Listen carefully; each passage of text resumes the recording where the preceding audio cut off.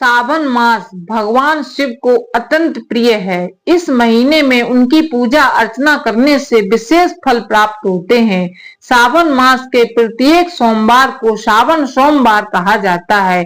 इन दिनों भगवान शिव की पूजा करना और व्रत रखना अत्यंत शुभ माना जाता है। सावन हिंदू कैलेंडर का 5वां महीना है। यह साल का सबसे महत्वपूर्ण समय और सबसे पवित्र महीना माना जाता है। इस दौरान भक्त देवों के देव महादेव संग जगत जननी मां पार्वती की आराधना करते हैं। ऐसा कहा जाता है कि इस दौरान शिव पूजन से सभी कष्ट दूर होते हैं। बता दें, इस साल सावन की शुरुआत 22 जुलाई से होगी। क्या करें? सुबह जल्दी उठें, मंदिर को प्रतिदिन साफ करें, शिव मंदिर में जाएं और जल, दूध, चीनी, घी, दही और शहद पंचामृत से भगवान शिव का अभिषेक करें।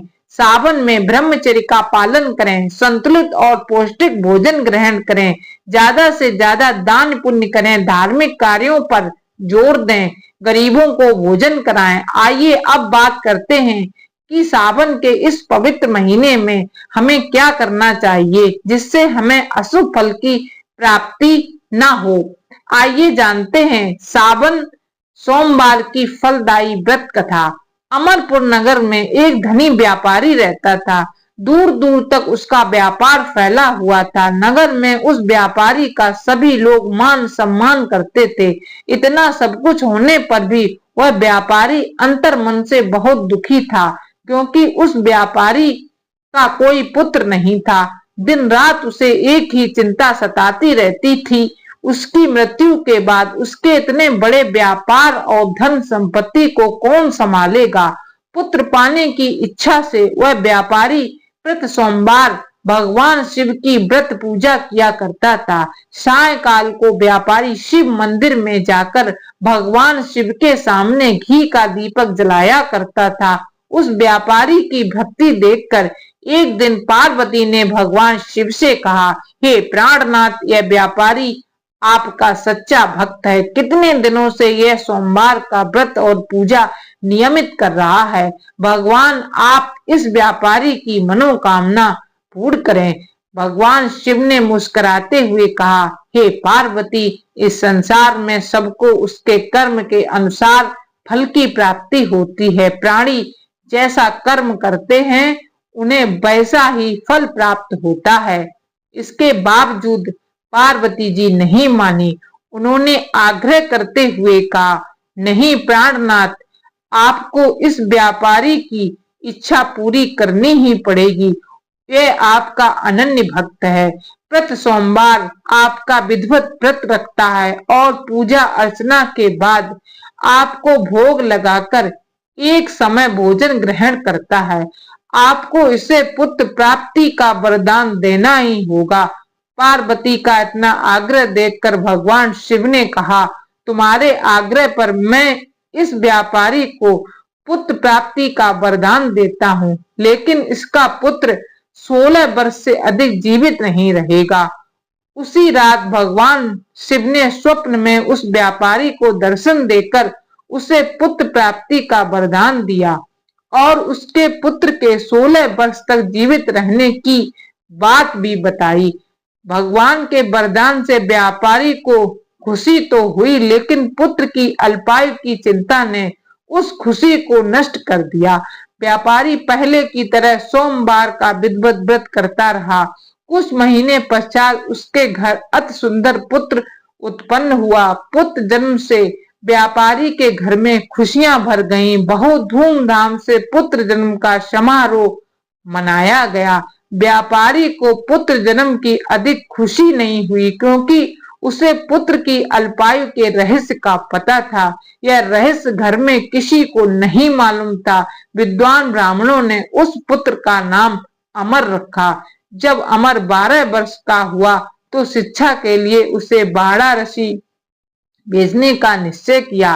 व्यापारी ने अमर के मामा दीपचंद को बुलाया और कहा कि अमर की शिक्षा प्राप्त करने के लिए वाराणसी छोड़ आओ। अमर अपने मामा के साथ शिक्षा प्राप्त करने के लिए चल दिया। रास्ते में जहां भी अमर और दीपचंद रात्रि विश्राम के लिए ठहरते, वहीं यज्ञ करते और ब्राह्मणों को भोजन कराते थे।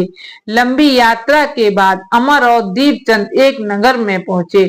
उस नगर के राजा की कन्या के विवाह की खुशी में पूरे नगर को सजाया गया था।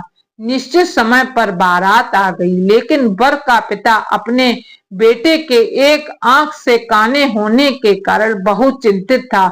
उसे इस बात का भय सता रहा था कि राजा को इस बात का पता चलने पर कहीं वह विवाह से इनकार न कर दे, इससे उसकी बदनामी होगी।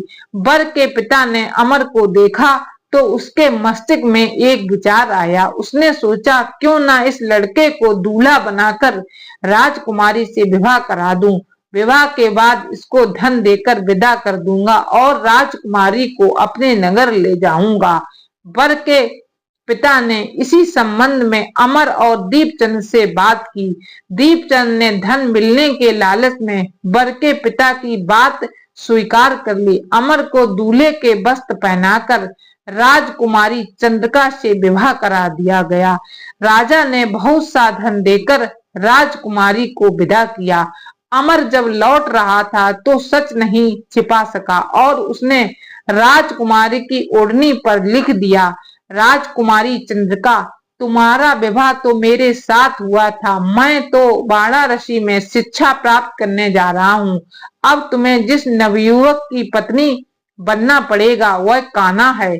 जब राजकुमारी ने अपनी ओढ़नी पर लिखा हुआ पढ़ा तो उसने काने लड़के के साथ जाने से इनकार कर दिया। राजा ने सब बातें जानकर राजकुमारी को महल में रख लिया। उधर अमर अपने मामा दीपचंद के साथ वाराणसी पहुंच गया। अमर ने गुरुकुल में पढ़ना शुरू कर दिया। जब अमर की आयु 16 वर्ष पूरी हुई तो उसने एक यज्ञ किया। यज्ञ की समाप्ति पर ब्राह्मणों को भोजन कराया और खूब अन्न वस्त्र दान किए। रात को अमर अपने शयन कक्ष में सो गया। शिव के वरदान के अनुसार सैनावस्था में ही अमर के प्राण पखेरु उड़ गए। सूर्योदय पर मामा अमर को मृत देखकर रोने पीटने लगा। आसपास के लोग भी एकत्र होकर दुख प्रकट करने लगे। मामा के रोने विलाप करने के स्वर समीप से गुजरते हुए भगवान शिव और माता पार्वती ने भी सुने। पार्वती जी ने भगवान से कहा, प्राणनाथ, मुझसे इसके रोने के स्वर सहन नहीं हो रहे हैं। आप इस व्यक्ति के कष्ट अवश्य दूर करें। भगवान शिव ने पार्वती के साथ अदृश्य रूप में समीप जाकर अमर को देखा तो पार्वती जी से बोले, पार्वती, यह तो उसी व्यापारी का पुत्र है। मैंने इसे 16 वर्ष की आयु का वरदान दिया था। इसकी आयु तो पूरी हो गई। पार्वती जी ने फिर भगवान शिव से निवेदन किया, हे प्राणनाथ, आप इस लड़के को जीवित करें, नहीं तो इसके माता पिता पुत्र की मृत्यु के कारण रो रो कर अपने प्राणों को त्याग कर देंगे। इस लड़के का पिता तो आपका परम भक्त है, वर्षों से सोमवार का व्रत करते हुए आपको भोग लगा रहा है। पार्वती के आग्रह करने पर भगवान शिव ने उस लड़के को जीवित होने का वरदान दिया और कुछ ही पल में वह जीवित होकर उठ बैठा। शिक्षा समाप्त करके अमर मामा के साथ अपने नगर को चल दिया। दोनों चलते हुए उसी नगर में पहुंचे जहां अमर का विवाह हुआ था। उस नगर में भी अमर ने यज्ञ का आयोजन किया। समीप से गुजरते हुए नगर के राजा ने यज्ञ का आयोजन देखा। राजा ने अमर को तुरंत पहचान लिया।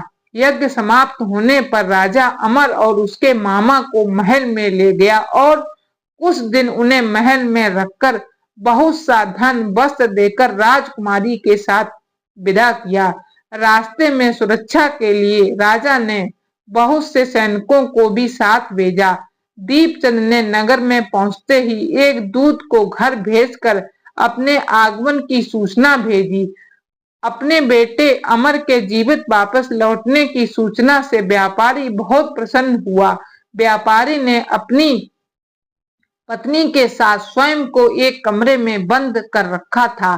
भूखे प्यासे रहकर व्यापारी और उसकी पत्नी बेटे की प्रतीक्षा कर रहे थे। उन्होंने प्रतिज्ञा कर रखी थी कि यदि उन्हें अपने बेटे की मृत्यु का समाचार मिला तो दोनों अपने प्राण त्याग देंगे। व्यापारी अपनी पत्नी और मित्रों के साथ नगर के द्वार पर पहुंचा। अपने बेटे के विवाह का समाचार सुनकर पुत्र वधू राजकुमारी चंद्रिका को देखकर उसकी खुशी का ठिकाना ना रहा। उसी रात भगवान शिव ने व्यापारी के स्वप्न में आकर कहा, हे श्रेष्ठी, मैंने तेरे सोमवार के व्रत करने और व्रत कथा सुनने से प्रसन्न होकर तेरे पुत्र को लंबी आयु प्रदान की है। व्यापारी बहुत प्रसन्न हुआ। सोमवार का व्रत करने से व्यापारी के घर में खुशियां लौट आईं। शास्त्रों में लिखा है कि जो स्त्री पुरुष सोमवार का विधिवत व्रत करते हैं और व्रत कथा सुनते हैं, उनकी सभी इच्छाएं पूरी होती हैं। सावन सोमवार का आर्थिक महत्व। सावन के महीने में भगवान शिव की पूजा अर्चना का विशेष फल प्राप्त होता है। मान्यता है इस दिन जो भी माता पार्वती और भगवान भोलेनाथ की आराधना करता है उसे सुख समृद्धि की प्राप्ति होती है। पौराणिक कथाओं के अनुसार भगवान भोलेनाथ को अपने पति के रूप में पाने के लिए माता पार्वती ने कठोर तपस्या की थी। दोस्तों, ये वीडियो आपको कैसा लगा कमेंट करके हमें जरूर बताएं। वीडियो पसंद आया हो तो लाइक करें और ऐसी ही और बहुत सारी जानकारी एवं कथाओं के लिए चैनल को सब्सक्राइब करें। धन्यवाद। नमस्कार, आप देख रहे हैं चैनल प्रार्थना प्रीति। चैनल को सब्सक्राइब करना ना भूलें।